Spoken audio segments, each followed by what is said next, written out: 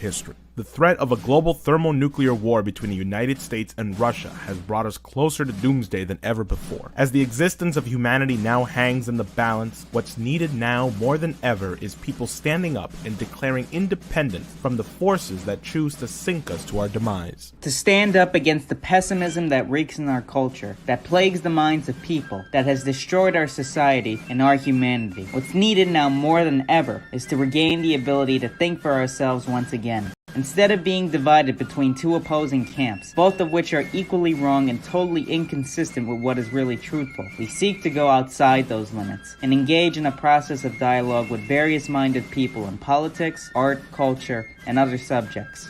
We do not believe in talking to people who share the same points of view as us, but with people that are sincere and have something productive to say on the current state of affairs in the world. And this can be anybody. Today, we declare independence from the torchbearers and break our chains to seek out and find and talk with those who are also unafraid.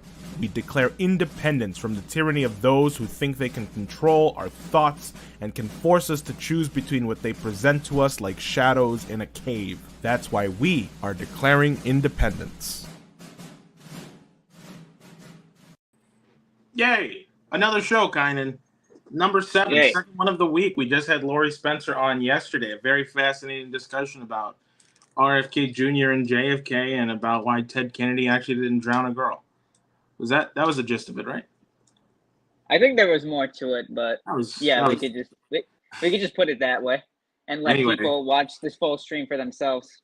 So people saw the title. YouTube is known for demonetizing people who say anything against the CDC. So this is the disclaimer. Talked about this with Laurie yesterday. Vaccines are completely safe and ethical, and you should consult with your local CDC provider. Go to cdc.gov for the latest information on guidelines, vaccine safety, and updates. If you have any questions, I'm sure the Rite Aid pharmacist would be happy to assist you. And you should get vaccinated. With that disclaimer out of the way, and elections are very fair. Don't forget, Vladimir Putin is a tyrant. Vladimir Putin's a tyrant. Yep. Right. Vladimir Putin's a tyrant. You have to give at least 20% of your income to Ukraine. So that's on top of the 10% you're already giving to your church. a different kind of church. Anyway, let's not dilly-dally anymore. I want to bring on Jason Ross, who I trust with my life on anything science-related. In fact, I don't even go to my doctor. I just ask him about anything and everything. No, it's true. Jason, what's going on, man? Why do you hate my guy RFK Jr.? Why you don't like him? Well, that's quite a way to start. I don't hate RFK Jr. His speech on June 20th was fantastic. He's got a lot of very good things that he says. I wish he'd, stick with those things instead of the vaccine thing he gets himself into. Okay. So, the vaccine thing is a very tricky issue. If we get demonetized, I don't care. So don't feel restricted or anything. We put the disclaimer out, The bots are going to see that. They're going to stop right there. So it'll be okay. Well, the first question is, now just for people who don't know, and Jason, why don't you give a little bit about your background as to why people should listen to you when it comes to the vaccine? Well, I hope people will listen to me because I'm on your show. As far as whether what I say is right or not, that's really up for people to judge. I hope that what I present makes sense. I mean, I guess I could. I don't like appeals to authority, so I don't want to say too much about background here. I mean, I've been with the LaRouche movement for quite some time and spent years on a history of science and economics research project directly with Lyndon LaRouche, which was a fantastic experience. So I think that's relevant. Yeah, no, that's very very relevant. So the first question I think people are going to have in regards to RFK's position on vaccines, there was an explosive podcast he did with Joe Rogan recently, where he made several claims, some of which freaked me out too. I started I sleep right next to my modem, right, in my router, and he made the claim on there that there's Wi-Fi radiation and but when asked well, how do you know that, he said, well, you're out of my expertise. But so I guess the big one, Jason, I think that I believe growing up as a kid and as a teenager was totally like ridiculous and like, you know, something only like anti-vaxxers, you know, and that meant something completely different pre-COVID than it does today. I think a lot of people became anti-vax during the COVID pandemic, whereas they weren't before. So I remember people who would say vaccines give you autism was properly like, you know, shut down and said, no, those studies are discredited and they're not true. First of all, do vaccines cause autism? And if not, why do you think the thinking of people has dwindled to that area where they start to entertain that? Well, look, I mean, in terms of why would people entertain a hypothesis, that's the reasonable thing to do. I mean, if somebody puts forward an idea, puts forward a hypothesis, and it sounds like it's reasonable and it's on a topic that you think is important, it seems like a natural thing to investigate it yourself and get into it. So there's nothing strange, or I don't think it's bad to want to know about these kinds of things. I mean, I certainly thought about it when I was younger, and at a certain point really looked into it. There's people maybe who haven't done that all that much yet. I mean, there have been a lot of studies on vaccines and autism. Some of these have been done in studies in countries like Denmark that that have a very centralized medical system, which makes it possible through school records, medical records, et cetera, to really track kids over many years and see how they're doing. We had a very specific supposed because like, how would a vaccine cause autism, right? So it used to be said by people, including RFK Jr., that the mercury-containing preservative thimerosal was the cause of the increasing incidence of autism diagnoses. And so, it was removed from vaccines in Europe in the 90s, in the US, from, I think, essentially childhood vaccines by 2001. And it didn't change the incidence of autism, which continued to climb. So we sort of did that experiment, actually removing this thing that was supposedly causing it, and there wasn't any effect. This was something that was studied here. It was something that was studied in Denmark, for example, and in other countries. So that was the main hypothesis. I mean, the previous name of the Children's Health Defense, which is Kennedy's, his organization on this stuff, its name used to be, I think, the World Mercury Project. It had mercury in the name, with relation to vaccines. So, well, I mean, yeah, because I mean, look, if you do, the other thing is that if we want to understand what's actually causing autism, there's been this hypothesis. It's been studied many times. Andrew Wakefield had this thing about the MMR vaccine supposedly causing it with a small sample size in a study that was eventually retracted. That's one study. Even if you say it was retracted unjustly, it's a pretty small sample size compared to tens or hundreds of thousands of people, like in the Danish study, as one example. So what other hypotheses are there for what's causing the increase in autism that we see? Is it computers? Is it using phones and tablets a lot? Is it social disconnection? Is it something about what we're eating? I don't know, but I think it would make sense to look a little broader at this point. Well, it's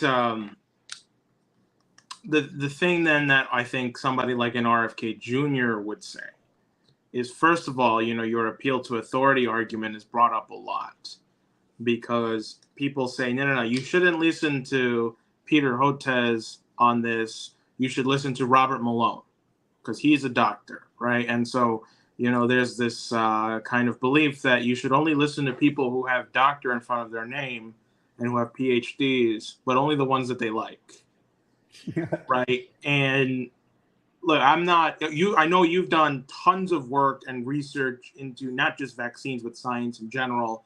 And I would like, the audience that's watching now and later to kind of know, where one of the places I think that our organization really excels is in the realm of the hypothesis of the hypothesis. And what I mean by that is, like, it's not necessarily the nitty gritty of science, but exactly what science means and understanding the process by which you make real credible hypotheses and credible discoveries. right? So it's like understanding the science of science, I think, is one way I would describe it. And Jason, if I'm wrong on that, I think you can correct me on this. But how? Oh, go ahead. Well, I was just going to say, it's tough if you're trying to jump into something as detailed and specific as, let's say, vaccines or immunology, because we're dealing with an overall level of illiteracy, scientific illiteracy, but just really illiteracy in general, that's something to be overcome. So the way that Lyndon LaRouche did that when he was building a movement, certainly at the time that I began being involved, was he said, look, I got all these young people that want to be politically active, but the thing is they don't really know anything or almost nothing. So how do you start to develop like a real foundation to then come to assessments about things? Well, he said, let's look back at those fantastic and indisputable discoveries of the past. Go back to Plato. Go back through Kepler, who created modern science with his discoveries in astronomy. Go back to Leibniz, who created calculus and modern economy. Go back to Gauss, who proved in his doctoral dissertation, which I was involved in many work-throughs in the LaRouche movement on this, where he proved that reality is something other than the senses. So you start building up a foundation with these things, and I think it gets a little bit easier to then wade into more specific topics. If you're just jumping right into vaccines and everything, I mean, I don't want to discourage people from looking into things, but make sure you've got some basic biology understandings helpful. Maybe read a general book on immunology. But that's the thing. Oh, go ahead, Kyle. Go ahead. Well, thanks for mentioning that, Jason. And just my reaction to the podcast. And I'm not claiming to be an expert or anything. I was just listening intensely and just listening to what he had to say. But I know another one of the claims that he had made with the vaccines is that that people can't sue the vaccine manufacturers. Apparently, that's one thing I want to know if that's true or not. And also, he was talking about that a lot of these vaccines, they don't have placebo clinical trials. They really don't test these things. And that's just another thing, because, if something like that was going on, I'd be alarmed too. What are these vaccines safe or not?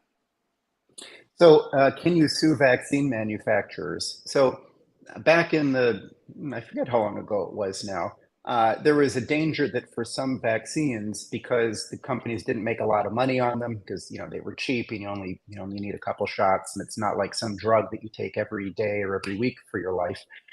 They were essentially worried about these companies pulling out of the market due to legal threats against them and lawsuits and the like.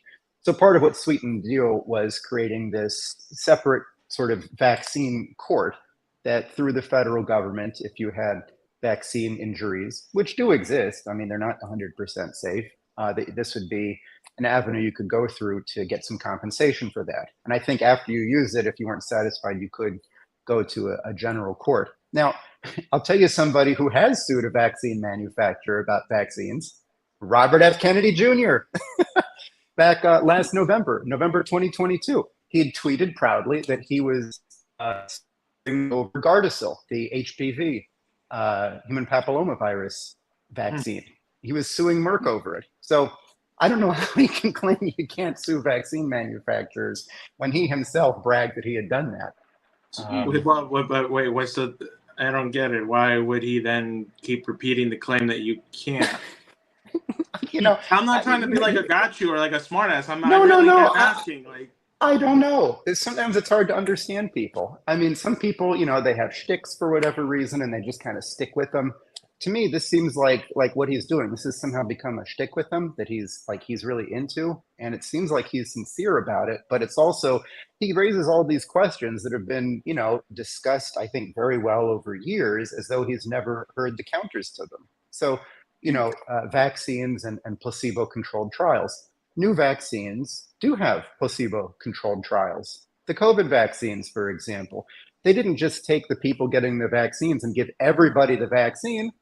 All of those studies had placebo arms where people just got an inert solution instead of the COVID vaccine. Otherwise, it'd be very hard to say whether it's effective and also to measure the side effects. The initial polio vaccine. This was in a large study, I think, of 2 million people. And of that, I think 1.8 million got the vaccine at some dose, and 200,000 got a placebo. So, yeah, when it was first introduced, it was tested against a placebo. What Kennedy's complaining about is that when a vaccine is updated, it's tested not against a placebo, but against the previous iteration of the vaccine. So to give you an example, the measles, mumps, rubella vaccine, which is the one that Andrew Wakefield said was causing some kind of gastrointestinal problem that he then said would cause autism, that was updated and it was tested against the original vaccine, not a placebo, because people doing these studies would feel that it's sort of unethical that if you've got a vaccine already that you know works pretty well and you think you've got a better one, it wouldn't be right to deprive participants in that study of the one that's already been approved. They'd say that wouldn't be right because then those people are at risk of disease when we already have something approved that we could give them. So what the study would look at instead is the new one better? Is it more effective? Does it have fewer side effects? So that's why updates to vaccines won't have a placebo arm, because if you already have something that's approved, you wouldn't want to deny people that health benefit. But new vaccines do have placebo trials. Well, that seems pretty reasonable makes to sense. me. But Yeah. he would say, and he did say this on the podcast, you're right, the sincerity thing is a big deal because that's what struck me. You know, maybe I'm just a sucker for a guy who talks honestly. And I am. I mean, I do like RFK Jr. in that respect because when he was on Breaking Points and he was asked about the border, he said, well, I'm going, shit, I have to stop imitating him. I really do. It's bad. It's terrible. Especially now that I actually like him. But, Hey, I imitate people I like all the time, but anyway. He was asked about the border issue. And I'm sorry if you can hear the fireworks. I guess people are very eager, very patriotic, I guess. I hope those are fireworks at least. Anyway, he was asked, okay, so we have a border crisis. I think this was the end of some amnesty policy or something that Biden was bringing to an end. And he was asked by Crystal Ball, okay, well, what do you think about the border crisis? And he said very frankly, well, I don't know. And I'm going to be going down there in a couple of weeks to figure it out. So that to me means a lot for somebody to say, I don't know. That means like quite a lot to me. So when he was on Joe Rogan's podcast, he said, you know, the reason why he decided to investigate if vaccines cause autism was because he had mothers coming up to him with the same story. And the same story was this, that their 2-year-old went to go get a vaccine, right? And then that night or the next night they would have a seizure and a fever and they'd pass out. They had to take them to the hospital. And then they would develop full-blown like autism, okay? And, you know, like wearing the helmets and the whole enchilada. And so RFK says, well, you know, and this was just like over and over and over. Same story, you know, the same night with the vaccine. And so he said, like, this is why he hypothesized that this must have been the vaccine because this was the common variable among all of that. Now, I'm not saying that's not true or it is true, but the rhetoric and the sincerity alone was for me to be like, well, damn, I mean, yeah, if mothers are reporting the same story, right? I, as a parent, if I were a parent, would be concerned, like, do I really want to get my kid vaccinated even if it's like a 0.2% chance that they'll develop autism, would I ever want to put my child through that? You know, I mean, how would you respond to that? Well, I can see why you would be concerned as a parent hearing stories like that, and why, if this is how Kennedy got into this topic, why that would be something that would concern him and make him look into it more. So, you know, when you have something that captures your interest and you say, this is a hypothesis, I really want to get to the bottom of this. I've got an idea, I want to figure out if it's true or not.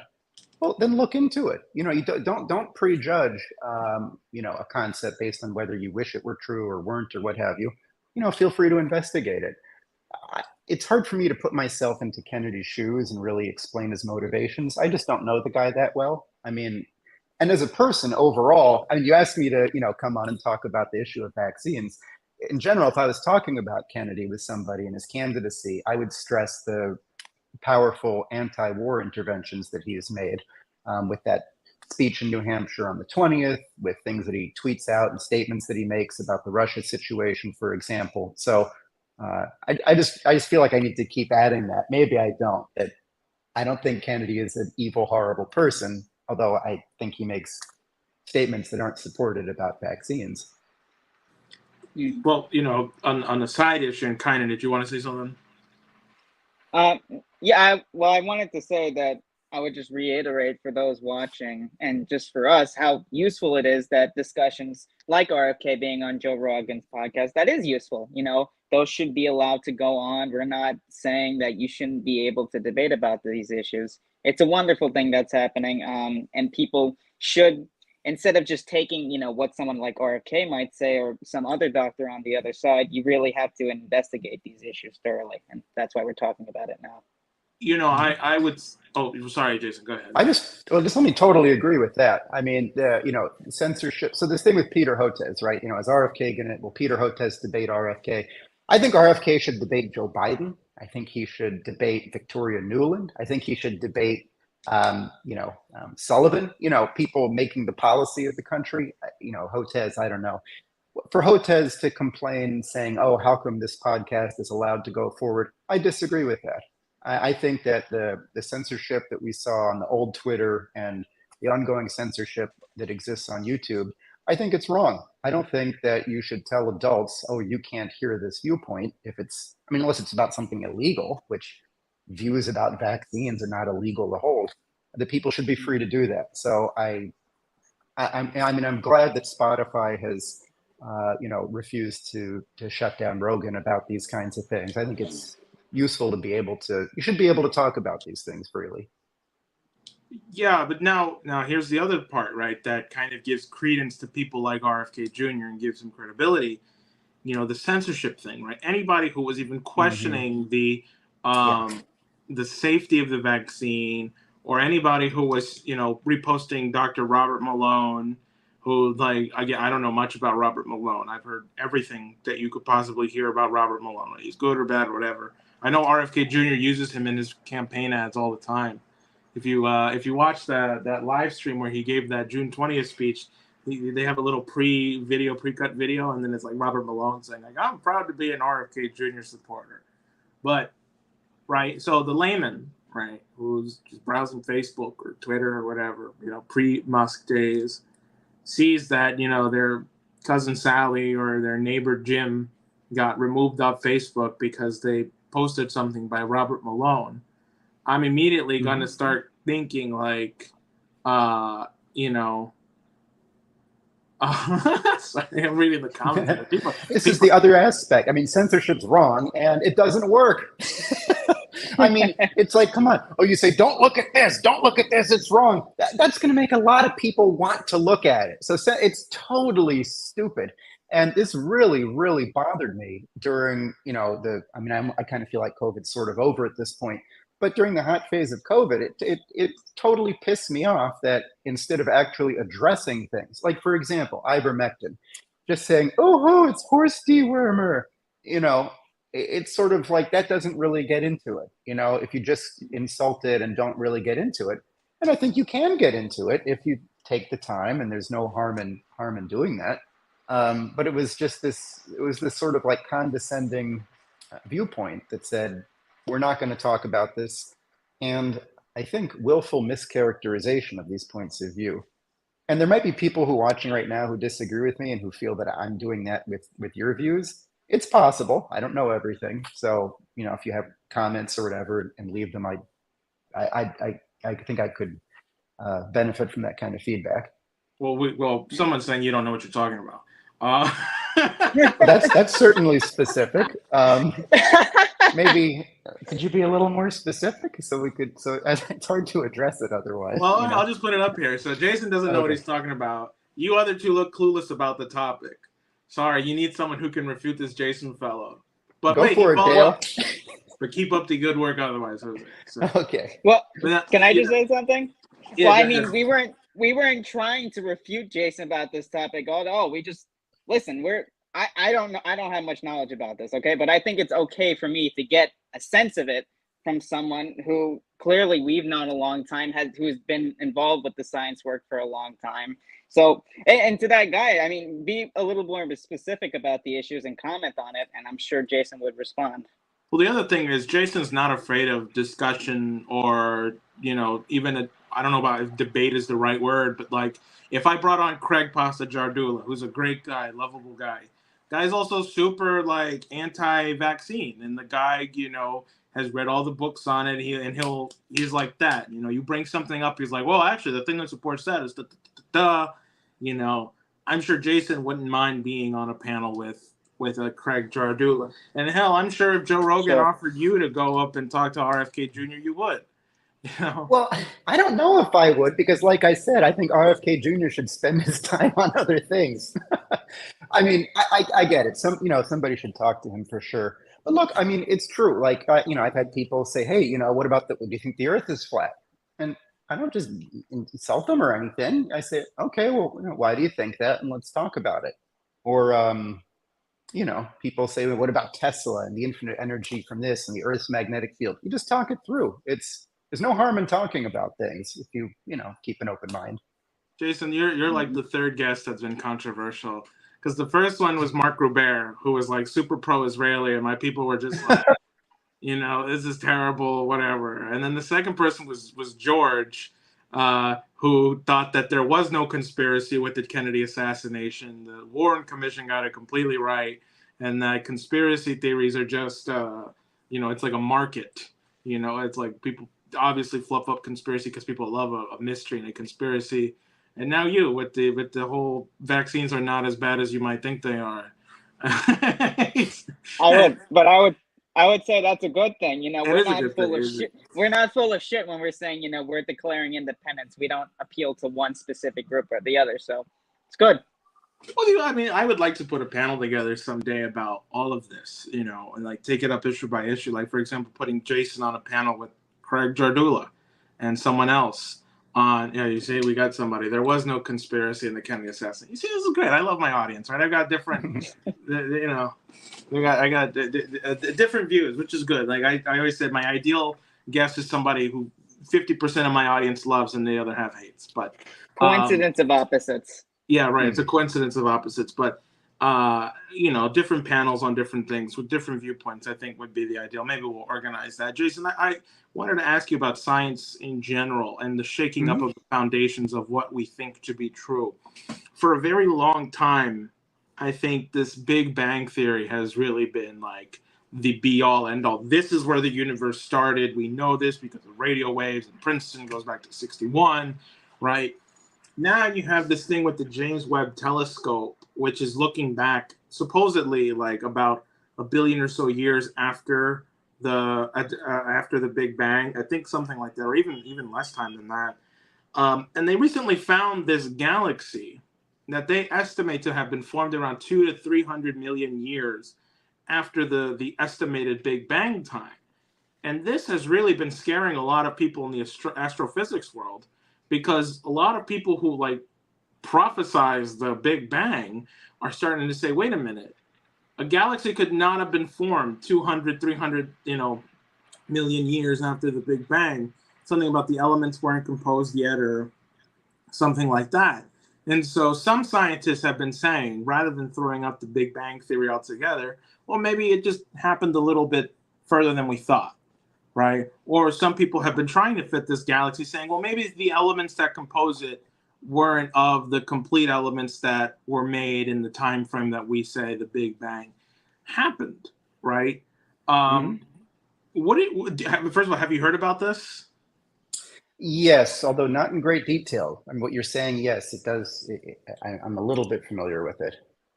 Yeah, and well, first of all, I think it's a great thing because, well, if there was no Big Bang, then what the hell does that? What would that mean actually?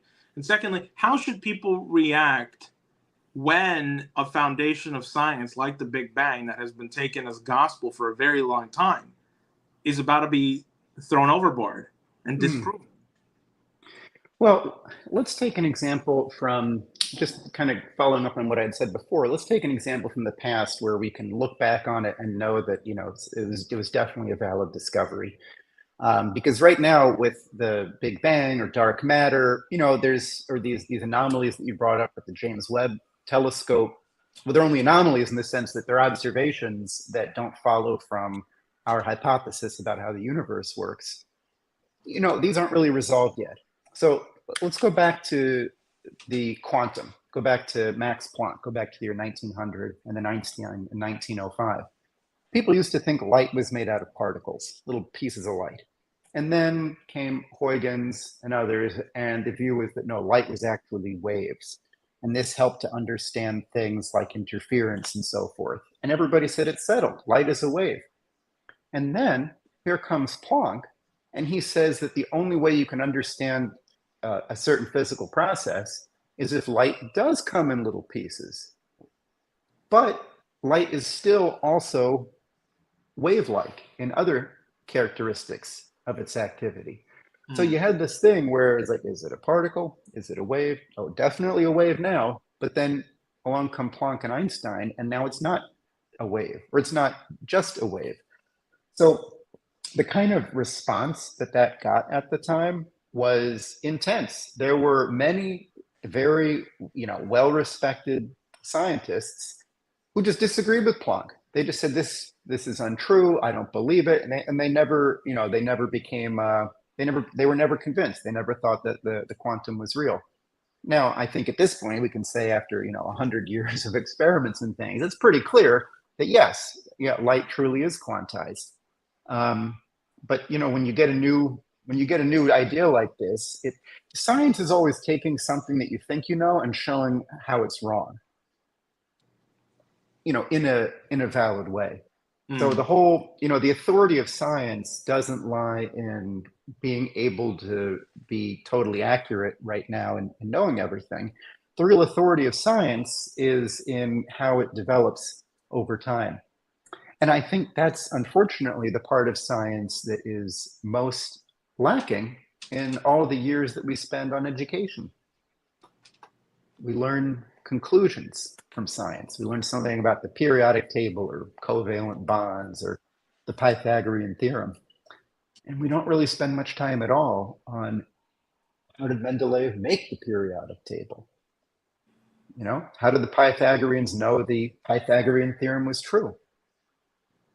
So I think that's overall something culturally that we have to do a much better job with, is to really take the opportunity for all these years we spend in school, so much time, so many years, and we get so little of an encounter with this, universal human experience of discovery. Of how did that new thing become known? That's well, first of all, I kind of hope the Big Bang Theory gets refuted. I know that actually our organization has written a lot of material about the origins of the universe that don't include the Big Bang Theory. I don't know what other kind of theories there could be, but it does open the door for other hypotheses that are lawful, I think, in nature. And I think that's also kind of exciting. Do you think we could ever really know the origin of the universe? Well, I think we can know it less wrongly.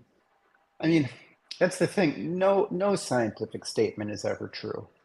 Just to take the other great discovery of 100 years ago, from the Einstein side this time, people had a view of physics about, how things move and how masses push on each other and all of this, how gravity works.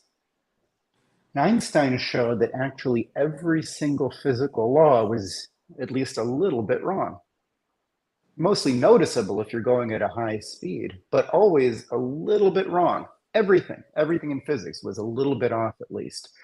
So was what we thought before Einstein wrong? Well, with respect to Einstein, yes, there was something that was missing. But, to me, we're in a dialogue with the universe, or with the creator, if you like, through the universe, where, we have hypotheses about how things work. And to the extent that we're less wrong or more right, more truthful, we get rewarded in the sense that means that we've got at our disposal principles that let us unlock new aspects of of economy, of productivity, of technology, new resources, new forms of energy, this kind of thing. And that is so it's like it's in that process of coming towards the truth and approaching it where you're never going to get there, but you always have an opportunity to make a leap, to make a discovery, including taking time to go through those in the past. I mean, it's a good thing to do. It's good for you. Jason, we have a question here in the chat, but go ahead, Kynan. Oh, why don't you read the question first? All right, it's from the same guy who said we didn't know what we were talking about. He said, to be able to refute RFK Jr., read some of his books on the topic of vaccines, The Real Anthony Fauci, Cause Unknown, Vaxxed Unvaxxed. He's an expert on the subject, and if his books are wrong, where are the libel suits? Which actually, I would think is a fair question. Like, if somebody's wrong, who is he libeling? Mercury? I mean, yeah. Look, it's extremely, extremely difficult to pursue libel suits in the U.S. I'll just say, I mean, that's just one thing that's true against public figures, and maybe these large corporations would count that way. But you have abdicated completely your responsibility for figuring out if something's true if you make a conclusion based on something so circumstantial. If I say something widely and I haven't been sued successfully for libel, that means what I said is true? Come on, that's not thinking. Look at the claim and address it specifically and work through, is it true? So, for example, all of these claims that Kennedy made on the Rogan podcast, for example, there are many people online, you can find them, who have responded to these things. Maybe not Peter Hotez, but, like Debunk the Funk on YouTube, The Real Truther on Twitter. I mean, there's people that say, okay, here's what he said. Let me go through it. And I'd say, expose yourself to that if you haven't. Look through. If you have an idea, here's the thing. If you have an idea and, any idea, don't only look for justification for it. Don't only look for support for it. You have to answer to yourself the question, is this a necessary truth? Could it be wrong? You owe it to yourself to try to steelman the alternative arguments and really test them out. So, I mean, just to say RFK is an expert and he wrote books and he hasn't been successfully sued for libel, that's really not, that doesn't seem very relevant. And if you think I'm wrong, I said some things. What was I wrong about and why? I might be wrong, but I can't learn from you if you don't say what my mistake was. Yeah, that's how Joe Rogan opened up his podcast with RFK Jr. He says, man, I was reading The Real Anthony Fauci, man. It's got to be true, because otherwise he would have sued you. And, Yeah, look, that book, I only read a little bit of it. I found it extremely disappointing from the beginning. Oh, you only read a little bit of it. Therefore, Look, I mean, I watched all of Died Suddenly. Okay, I held my nose and I got through that thing, which was just like hours of pulling out, clots out of blood of bodies that have been dead and refrigerated for God knows how long, as though they were there when they died necessarily. I mean, really. But he opens it up going back to Fauci and HIV and AIDS, and he like talking about is HIV really causing AIDS? Look, that was a fine thing to wonder, some decades ago.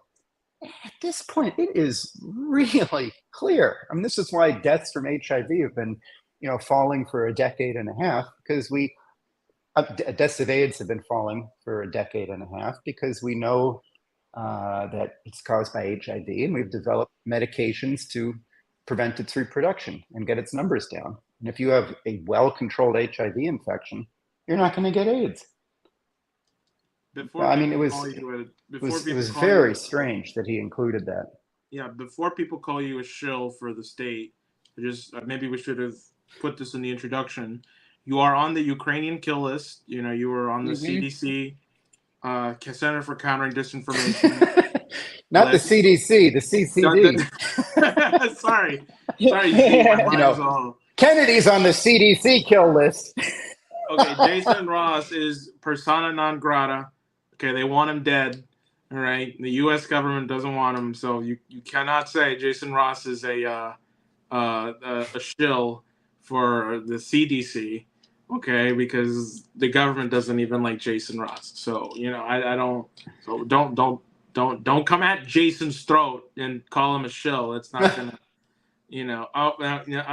Okay, good. Here you go, Brian. What about compilation videos of, I guess, Hotez or Hortiz being against vaccines under Trump, but then pro-vaccines later? I mean, does he really know what's going on? Do we? That's a good thing, yeah, because I think Hotez was like, really going after Trump's warp speed, saying it's not going to work. Yes. And then, go ahead. I mean, I'll let you in on a secret, Brian. Just because a person who doesn't agree with Robert F. Kennedy on most of what he says about vaccines does not mean that they do agree with Peter Hotez entirely. I mean, people bringing up Fauci, it's like, oh, Fauci's Fauci, I mean, that's not how I figure things out. So yeah, look, I'm not. I watched part of that video. There was a lot of pushback against warp speed, specifically because of Trump derangement syndrome, where people were saying because Trump's doing it, it's bad. So, at 2000, when Trump was still in office, there were a lot of Democrats saying, I'm not getting that COVID vaccine shot. Trump is pushing it to try to get credit for it. Don't stick me with that needle. And then once Biden came in, it was like, well, you need to get the vaccine or else, So it was, people aren't always principled. And I will say there were plenty of screw ups. Maybe I should be maybe more generous than that, but there were a number of screw ups early on in the COVID thing. Like with CDC insisting, CDC is like, we're going to make all the COVID tests in the country. And of course, they can't produce that many. And then they were shipping out kits that didn't even work. And so it really slowed things down in the beginning when it would have been good to have more testing to try to find, when there weren't that many cases initially, to try to maybe get it under control a bit more. And, the CDC screwed that up. So yeah, I'm not a member of the Peter Hotez fan club in particular. I mean, I don't know that much about him. I know we don't have much time, but maybe there's some time that we could get off the vaccine issue a bit, because you mentioned, you were a part of the basement team of the LaRouche movement, and that you had worked through these scientific discoveries. Can you just give, a brief overview of what discoveries you worked with and just describe that process to people? Yeah, sure. So LaRouche is, he considered himself primarily an economist as a profession. Like he was a management consultant professionally before he became involved really full-time in political and scientific and cultural affairs. And he says he credits Bernard Riemann with the breakthrough that LaRouche made in understanding economics. Riemann lived in the middle of the 1800s, and he made a couple of very important discoveries. One was laying the foundations for Einstein by working out in general how space could be curved, a question that then Einstein answered in a more specific way with general relativity. And the other thing Riemann did was to, so let me ask a question that I think to get the idea of incommensurability. How long would it take the Egyptians, the ancient Egyptians, if they stayed as that culture, how long would it take them to go to the moon? I don't know. I don't even know what that means. Like, I know I didn't really express that very well. what I was going for is never, right? So if you've got if you somehow were frozen in culture, and of course this is a ridiculous experiment because it doesn't happen. If the technology just doesn't exist yet, you can do whatever you're going to do forever, and it's never going to happen. So it's sort of like saying, how many pieces of, like the Amish. There you go. So and what the most important thing about economics is not things that you can give a dollar value to, but things that you can't give a dollar value to. The discovery of steam power, that concept, how many dollars was that worth? It's a dumb question, because what you could do with that steam engine meant that there were all sorts of products that could occur. You could have trains, you could have mass production, you could help large numbers of people have a better life. And that whole potential isn't the same as having, some more gold in the bank or something like that. Riemann developed in general a way of looking at transformations from one state to a higher one, like where you can't get there from here, just to say it very, very generally. And in working with LaRouche on some economics projects, so I was part of a team that did a research study about the development of the transportation networks of the US.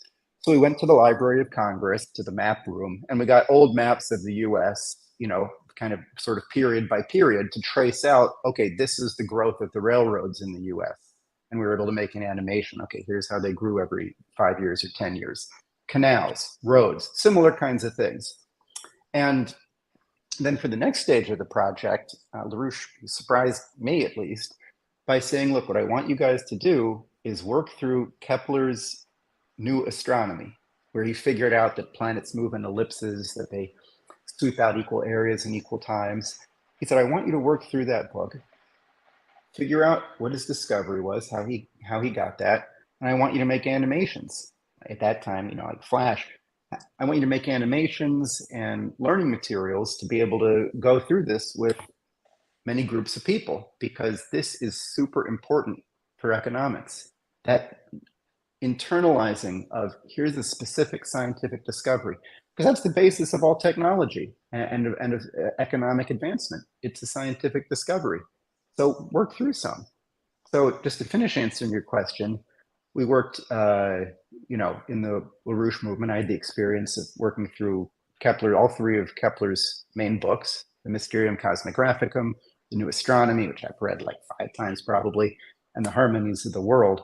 Another big one was Gauss and the discovery of the complex domain, the reality of the square root of -1, and why it shouldn't be called imaginary, because it is real, just as real as the real numbers. So these were some of the examples, and along the way we would see how we could use them as metaphors or analogies to better understand the really transformative nature of economic growth that occurs through breakthroughs in science and technology. I'll follow up, Jose, and then I'll let you go. But why? Because Lyndon LaRouche formed the political movement, right? He ran for president 8 times, and he worked from leaders all around the world to go into this new paradigm of this new economic system that he was forging, right? And you're describing all this science work, and I would assume, most of our viewers are watching us, because we cover political subjects like this, and they're interested in that as well. But why do this science work when you're in, this kind of political environment? How does that work? What's the connection? That's very true.